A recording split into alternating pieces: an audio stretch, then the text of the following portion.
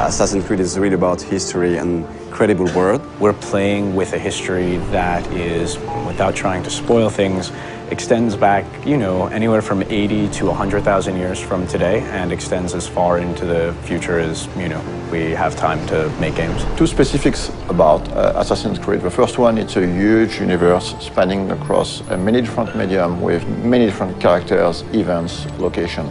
The second one is the community. The community on Assassin's Creed is extremely knowledgeable about this universe and also has very high expectation about what's coming next in terms of story. So putting all these things together, we realized it was time to fit everything into one reliable source of information. Actually, it really has been a back and forth process between the encyclopedia writers and the games writers to make sure that all the content of the book, of the encyclopedia, is really accurate. Well, we start by going through all the data, and then we would decide on what articles we wanted to do. And once we had that settled, we would write down a brief description of the article, send it out to the external writers, who would then return the full content to us. The best part about this project was adding new content.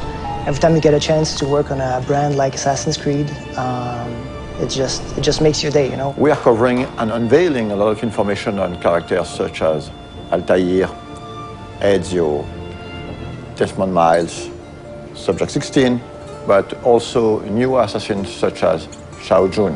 One of the very first challenges was dealing with so much data. Assassin's Creed has been around for a while and has a wealth of information from both the story standpoint within the game universe and just history in general. So going through all of that and figuring out what might be most interesting to put in the encyclopedia was very much the first challenge that I encountered. The franchise isn't defined necessarily by a single character, it's defined more by these institutions. So we have the option of moving in and out of different historical periods, different geographical locations, different individual important events throughout human history. And so we have a wide variety of options, a lot of different material that we can mine for ideas and stories. Imagine this project as a huge puzzle with thousands of different pieces involving a lot of different people. We have tools to track all the narrative threads that we're creating. So we have database, we have Bibles, we have some visual guidelines. So my main role is to make sure everything fits together. So what we did was we tried to match specific kinds of content to writers whom we knew or figured would be interested in writing that kind of stuff. Some of the biggest experts on Assassin's Creed are actually within the community. So when the time came to start writing the encyclopedia, we realized it would be very good to try to seek one writers coming from the community. So I heard about the job writing for the encyclopedia on the UB Workshop website, and I thought, well, it's about video games and it's about history, so it seemed perfect for me. We were really surprised by the reaction. We got hundreds of submissions, and some of them were very, very good. Well, most of the stuff I wrote was biographies, so of both the characters purely from the games and historical figures behind it. To make a long story short, instead of hiring one person, we finally hired 5 writers coming from the community. What I tried to do is dispatch the articles based on some of the test submissions they'd sent in, seeing what they liked to write best, and then we kept it contextually similar. We tried to minimize the risk of bad overlapping and maximize the opportunities of cross-referencing. As for the design aspect of the encyclopedia, we worked with a local agency called Double Echo. They were crucial to the creative process.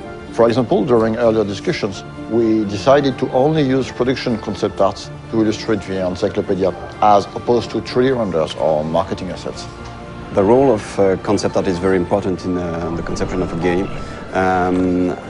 During the early stage of conception, we work on very high-level concepts. So it's about silhouette, a mood, skylines of the city, treatment for the characters, colors. It's quite remarkable how much of the stuff does have its ties to reality and things that really happened. And I'm pretty sure that readers will discover some really interesting and new information. For example, in the encyclopedia, we're gonna reveal some information about the Templars, among other things, but actually the encyclopedia is gonna have some spoilers, so if you haven't played the game, just wait to read it. This encyclopedia is available in Europe in the Animus edition that you can find at retail. For more information, check on assassinscreed.com, and it is also available as a standalone worldwide on ubworkshop.com.